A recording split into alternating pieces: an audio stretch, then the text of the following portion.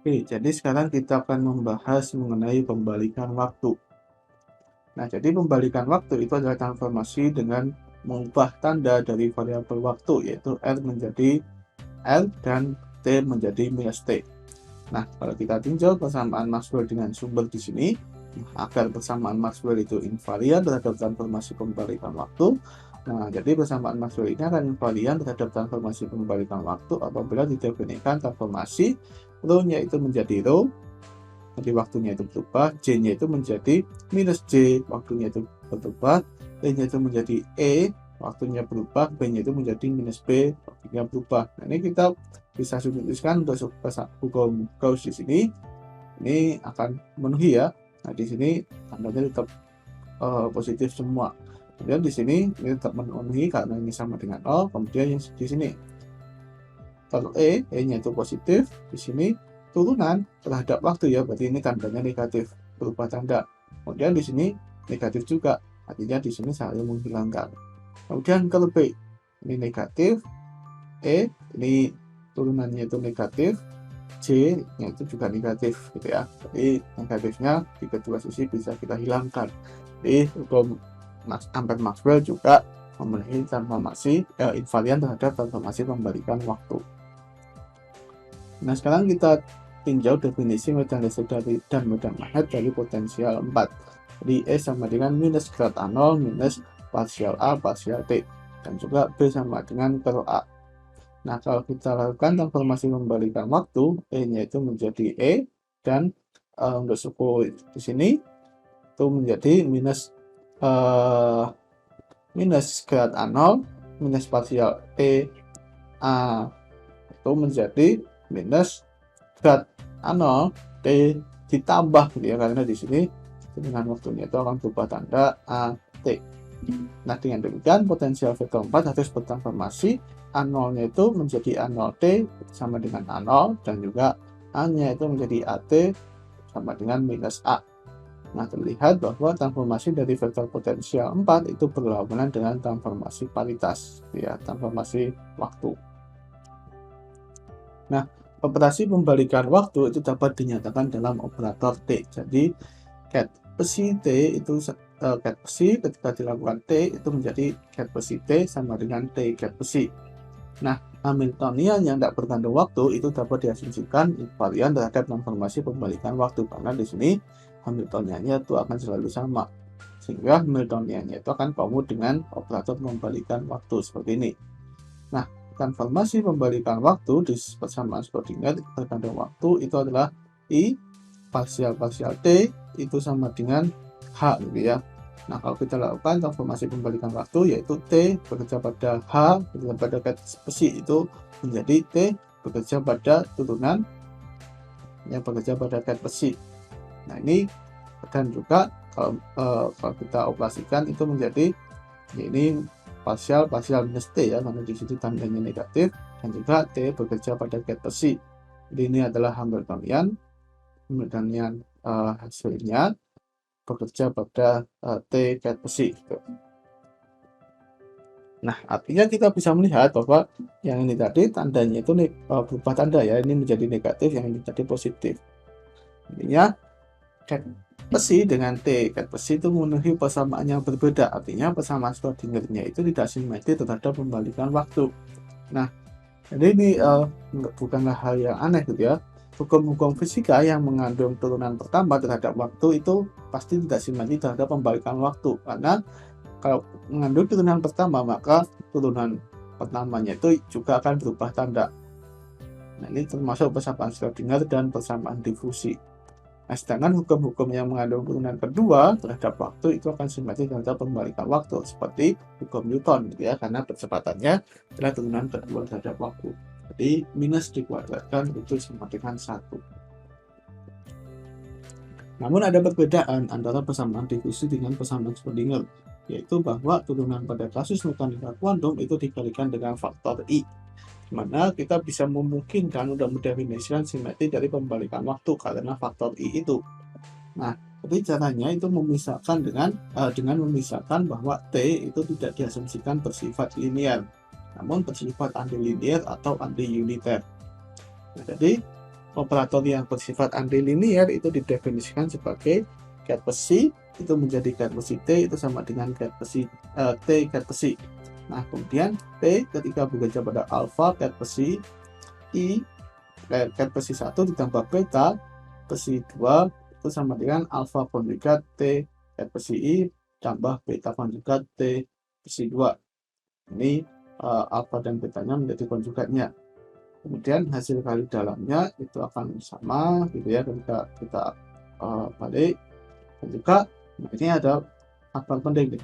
T ketika bekerja pada I kemudian T dagger itu adalah minus I. Jadi di sini ini seperti transformasi itu mengubah tandanya. Jadi gimana tuh? Kalau kita hilangkan berarti T dagger itu sama dengan minus 1 gitu ya. Jadi nilai T-nya kalau T-nya itu sama dengan T dagger, T inverse-nya itu sama dengan T dagger gitu ya. Nah, jadi T-nya itu sama dengan I. Nah, kemudian TAT dagger itu adalah AT menjadi eta A. Dan juga TAB T dagger sama dengan AT BT sama dengan eta A eta B AB. Di mana A dan B-nya itu adalah operator Hermitian dan eta-nya itu adalah paritas intrinsik.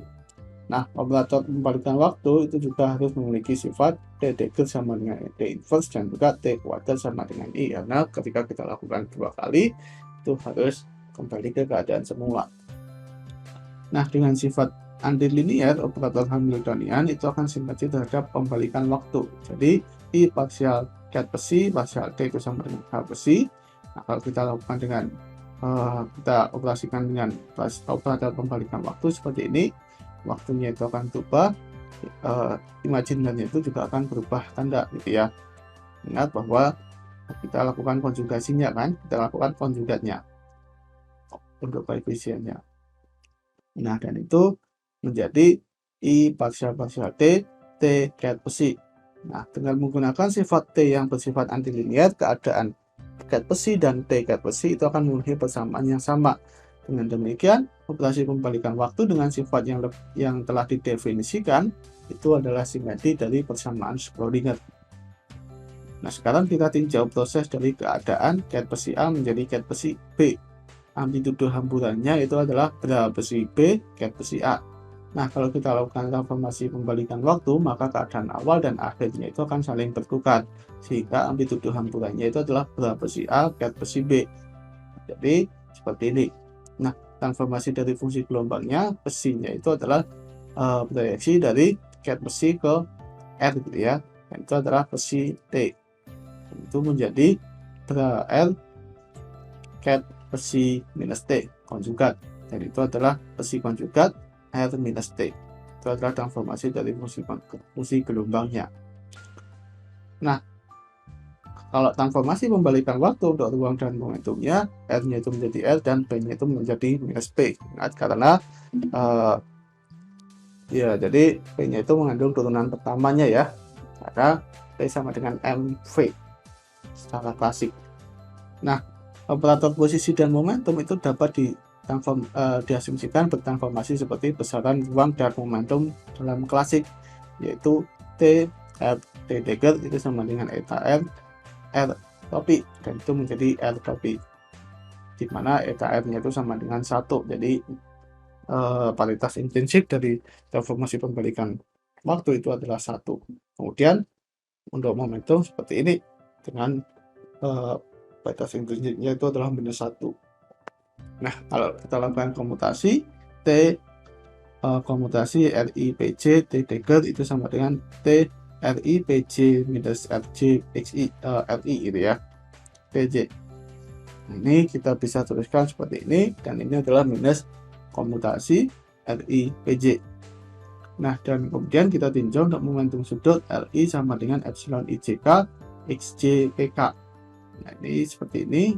Kita lakukan transformasi pembalikan waktu, ternyata LI itu menjadi minus LI. Artinya momentum sudut itu akan berubah tanda akibat transformasi pembalikan waktu.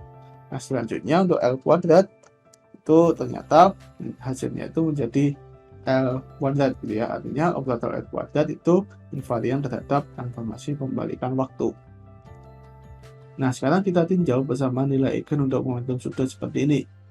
Nah, kalau kita L kuadrat ketika bekerja pada ket Lm itu akan sama dengan T L kuadrat bekerja pada ket Ln. Artinya, kabar kuadrat LL per 1 bekerja pada ini, nilai eigennya ini, kemudian T ket Ln.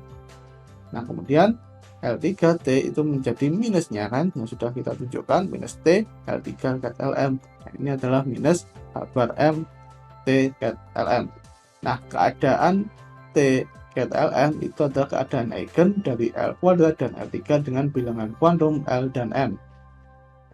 L dan minus M ya, nah, di sini minus. Nah, sehingga kita bisa tuliskan T ket Lm itu adalah Cm ket L minus M, di mana Cm kuadrat itu harus sama dengan 1. Nah, dari konstanta ini, konstanta Cm itu kita bisa pilih menjadi minus 1 pangkat M atau I pangkat 2M, karena dalam transformasi pembalikan waktu itu memenuhi ILM theta V, itu adalah harmonic polar, itu adalah proyeksi ket Lm ke theta V. Dan itu ketika kita lakukan transformasi paritas itu menjadi YLM konjugat theta V. Dan ingat, dari sifat harmonic polar, YLM dikonjugatkan itu menjadi minus 1M YL minus M theta V. Nah, sehingga kita bisa tuliskan ket Lm T itu adalah T ket Lm sama dengan I pangkat 2M ket L minus M.